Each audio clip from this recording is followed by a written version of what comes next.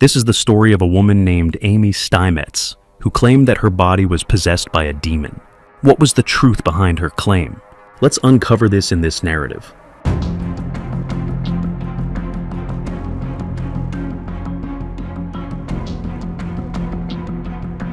Amy was a flight nurse in a medical center in Searcy, a city in the United States. In April 2006, she was transporting a burn patient to the hospital via helicopter. The patient had sustained severe burns across their entire body due to a fire.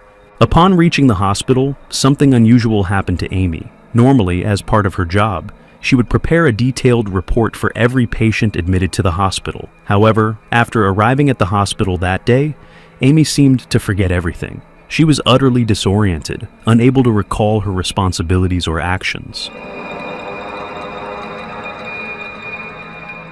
The doctors noticed her unusual behavior and advised her to go home and rest. Amy, however, felt something far more unsettling. She felt like she had lost control of herself. When Amy returned home, she narrated the entire experience to her husband. Over time, her condition began to worsen. She started scratching herself uncontrollably and screaming in horrifying, guttural voices that were unnatural and terrifying. Amy's behavior grew increasingly erratic, leaving her family and friends deeply concerned about what was happening to her.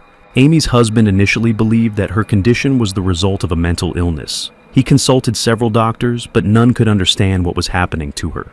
Despite multiple medical evaluations, Amy's symptoms remained a mystery. As time passed, Amy revealed something even more disturbing to her husband. She claimed that she was hearing a voice, an eerie, persistent voice urging her to harm herself. This revelation left her husband terrified and desperate for answers. One day in November 2006, while Amy was home alone, something inexplicable occurred. Against her will, she found herself walking to the second floor of her house. When she eventually regained awareness, she was sitting precariously on the ledge of a second-floor window. This left Amy utterly bewildered. She had no recollection of how she had gotten there, or why. It was as if an unseen force had taken control of her body, compelling her to endanger herself. This woman herself did not understand why she was sitting there. At that very moment, Amy fell from the window. She was severely injured, but fortunately she survived the accident. However, her legs were paralyzed. When Amy was asked why she jumped from the window, she repeated the same strange claim. The voice had compelled her to fall. Nobody believed her, attributing it all to her mental illness. When Amy was admitted to the hospital, she began claiming that she could see a woman there who urged her to harm herself. Her family and the hospital staff were terrified and utterly confused, unable to comprehend what was happening to her. A few days later, a woman named Cindy Lawson came to examine Amy. Cindy specialized in cases involving spirits and demons. As soon as Cindy approached Amy, an unsettling incident occurred. Amy grabbed Cindy by the throat, and her voice suddenly changed. She began screaming and yelling at Cindy in a tone that didn't resemble her own. This shocking scene was witnessed by several hospital staff members. Cindy claimed that Amy's body was possessed by a demonic entity and warned that if it wasn't expelled, Amy's life could be in grave danger. In the following days, Cindy performed a series of exorcism rituals, claiming to communicate directly with the entity inside Amy.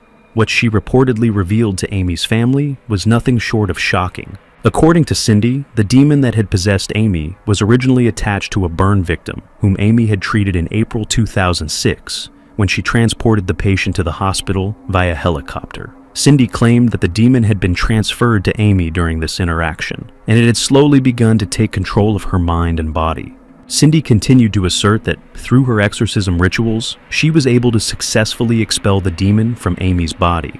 After the exorcism, Amy reportedly returned to a more normal state.